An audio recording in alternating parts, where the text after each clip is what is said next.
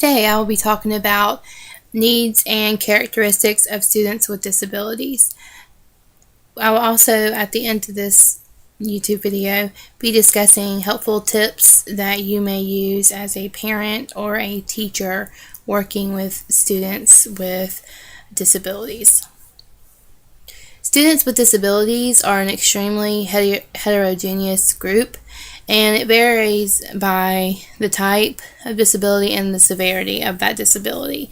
There are also variables that influence disabilities such as student incomes, family characteristics, their temperament, and their intelligence level.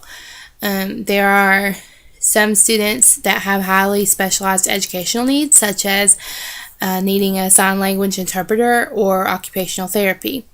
Some just have very basic needs that can be met very easily within the classroom. In general, students in special education require greater than normal consistency and intensity of instruction.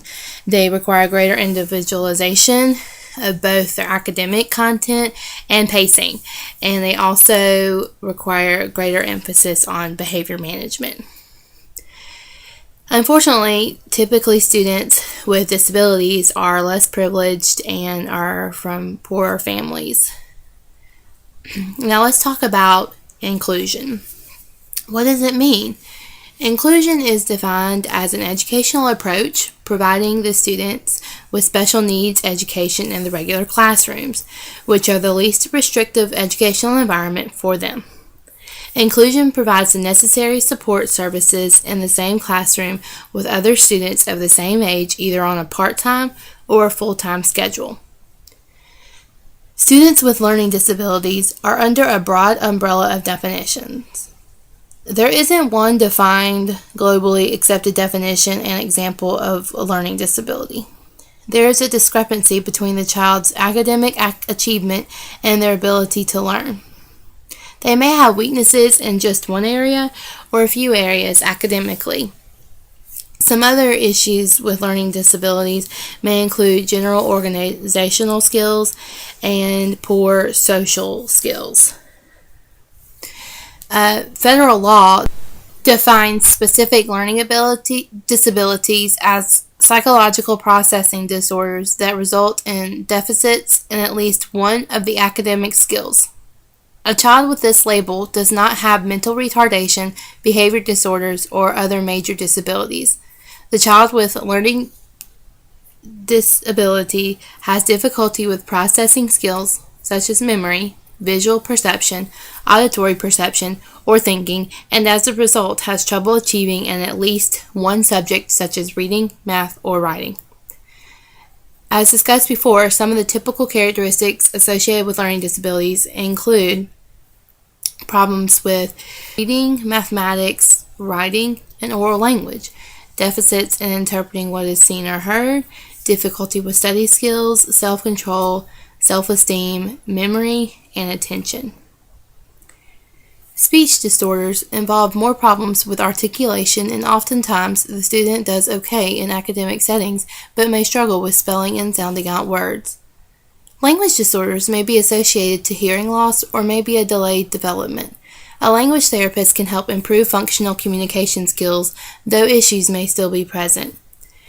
EBD, or emotionally behaviorally disturbed students, are oftentimes removed from the general educational setting due to consistent disruptions. Hearing and visually impaired students can be included in a general ed setting. A hearing device, voice amplification system, or sign language interpreter may be in place for deaf or hard of hearing students. For visually impaired students, preferential seating, glasses, or larger font is available to help them succeed in the general education setting. In severe cases, Braille materials may be available.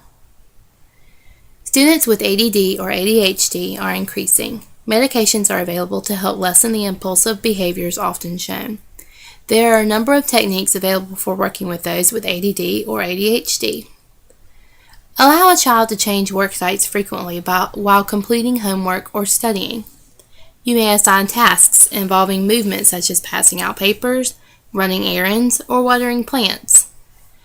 Use music as a tool for transitioning. A certain song may equal transitioning to a certain task. Vary your tone of voice. You may be loud, soft, or whisper. You may stage assignments and divide work into smaller chunks with frequent breaks.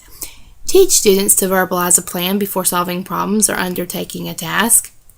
You may permit a child to do something with hands while engaged in sustained learning, such as using a stress ball, a worry stone, paper folding, clay, things of this matter.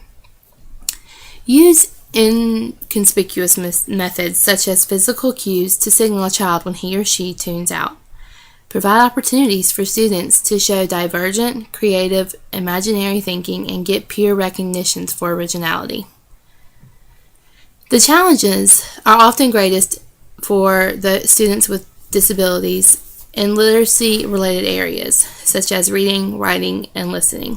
For example, a growing number of adolescents are incapable of reading road signs, newspapers, or bus schedules, let alone high school textbooks, technical manuals, or basic directions on the job.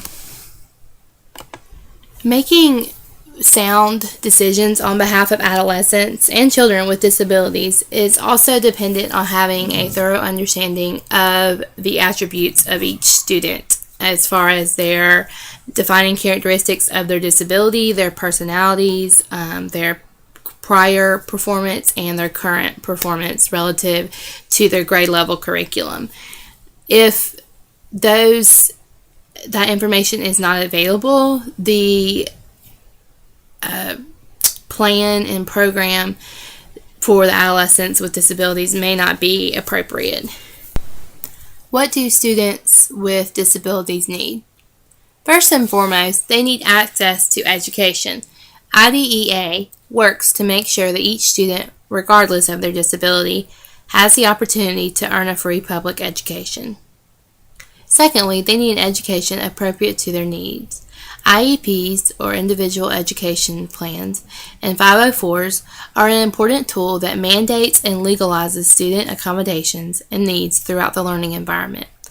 An individual learning plan needs to be established based on each student's needs, not based on the characteristics and common stereotypes of certain disabilities. Here are some helpful tips. A different level of pacing is usually needed for students with disabilities. They are often fatigued and frustrated from the compensation for their disabilities. A strong but loving classroom management style works best for those with disabilities and students without disabilities. Routines. Routines are very beneficial for students with disabilities.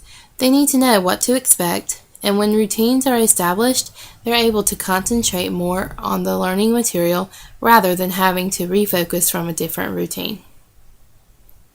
There are ideas based on a constructivist theory related to students with disabilities. Some of these ideas include relating lessons to real-life situations to make the ideas and connections more meaningful. Start with information and examples that are familiar to the students from their own experiences. Focus on a few key ideas that underlie several topics and subject areas.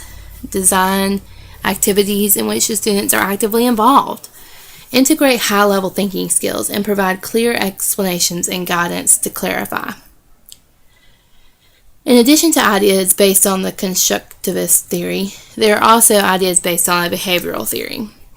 Those ideas include breaking down tasks into smaller segments, modeling, demonstrating, and explaining each step in a procedure or a new task, including as much extra practice as needed for mastery to occur, incorporating structure and predictable routines into lessons, using monitoring and feedback as lesson progresses rather than waiting until the conclusion. Some other resources and tips could be to break learning into small steps, administer probes and prompt them, give the student regular quality feedback, use diagrams, graphics, and pictures to support and help augment what is said in words. Provide a lot of independent and well-designed practice for them, as well as group work. Model practices that you want students to follow.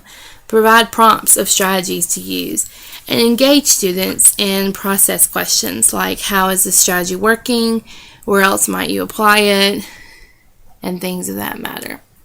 I hope that this segment on tips and resources and identification of students with disabilities was very helpful for you.